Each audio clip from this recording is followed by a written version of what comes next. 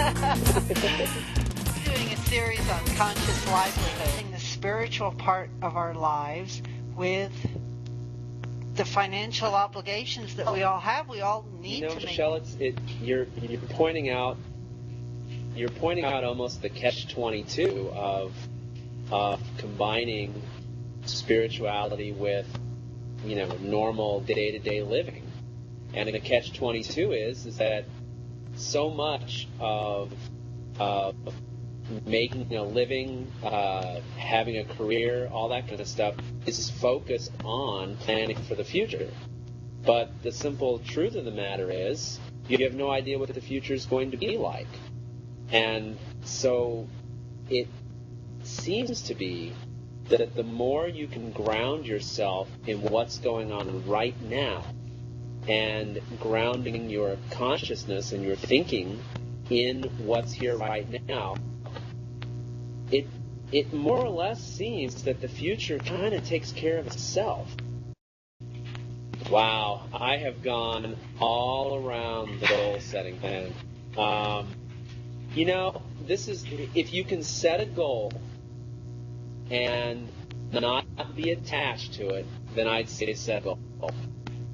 But if you set a goal and you are hung up exactly the way you've written the goal down, good luck, because it's probably not going to happen.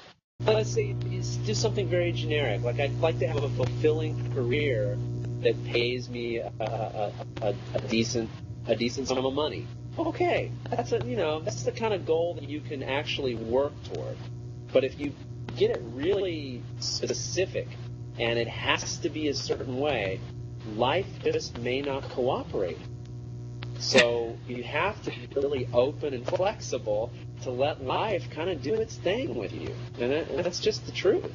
There's really no getting around it. Yeah. With law of attraction followers and people who say, now wait a minute, you have to really put down exactly what you want.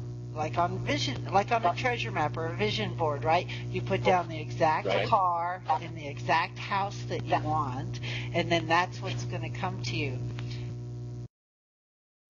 If you remember, I believe it was John Assaraf who had put a picture of a specific house on a vision board, and he ended up, I forgot how many years later, actually moving into that house. And it was really, wow. It's one of those wow moments. And from my conversations with people out there in the world who have been working with this stuff, I would say for every story like that, there's 100 that didn't pan out anywhere even close. And I think what we just have to accept is that for the most part, life is working for us in our favor. But I just don't see how we have that kind of finite control over every last detail of what happens to us. I've never seen it, and I've rarely run into anybody in my life who has ever seen it. We can at times have things come out exactly the way we plan. But for the most part, wow, it seems to me like the best thing to do is just, treat life like a tiger and grab a hold of the tail and just hang on. Hang on. Woohoo! Because it's fun. It's fun. Life is a trip. If we would get rid of our obsession about having it turn out specifically the way we want it and just love it and ride along with it, it's a blast. We're all living instantly, that there is no time, that the past, present, and future are all together, right? And so is it possible that John, or the guy from the Law of Attraction, The Secret movie, he saw the house that he was going to be living in the future, and that he got a psychic glimpse, or that there was some soul resonance, or something that he just knew that this was part of his future, and so it wasn't that he manifested it, but that he got a glimpse of his own self in the future? To be honest with you, Michelle, I'm far more inclined to go along with that explanation than I am that he actually caused that to occur in some sort of time stream. There is no time. I mean, we really just have to get over the fact that while we may have memories of the past, and we may project into the future about what we think may or may not happen, all of that only takes place right now. A memory about 20 years ago happens now. A thought about 20 years from now happens now. There's only now. There never will be any other time. There's never going to be any other time. So, I'm pretty open to the idea that 90% of the time when you manifest something, you're doing exactly what you say, that you're just seeing what might actually take place in the future. Why not? I mean, anybody that says they know how this world works is lying. Yeah, right. Because nobody knows. Come on. There's no way. Our little human minds are not going to figure out the immensity of the universe anytime soon. So what the heck? Enjoy it. Enjoy it. I sound like a hedonist, but I'm not. I read a little book many, many, many years ago, 20 years ago, I think now, by Richard Bach called Illusions. Yeah. Oh, and I love that book. That is the best book ever.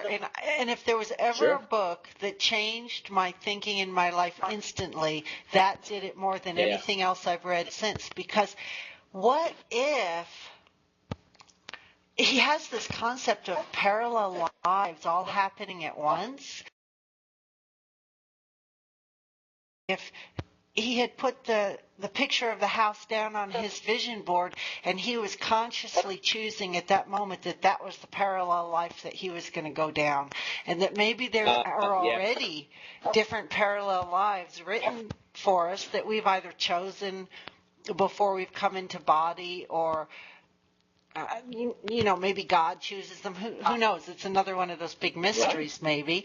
But there's all these parallel lives, and he made a conscious intention that he was going to go down that parallel life. Sure, why not? I mean, you can't. I'm hesitant to say that the quantum physics people are necessarily giving us a accurate look at how the universe is set up. But some of the stuff that they have revealed to us from their studies of how matter and energy are hung together sure makes the thing look pretty open-ended and filled with probabilities and possibilities. And, at any moment there are a million pathways you could walk down. I mean, in the middle of this interview, I make a living, using my computer. It's possible I could take this computer, smash it right now, go out on the farm I live on and start, growing corn. Well, not this time of year, but, growing corn and raising cows and doing something like that. I mean, it can happen. It's probably not gonna.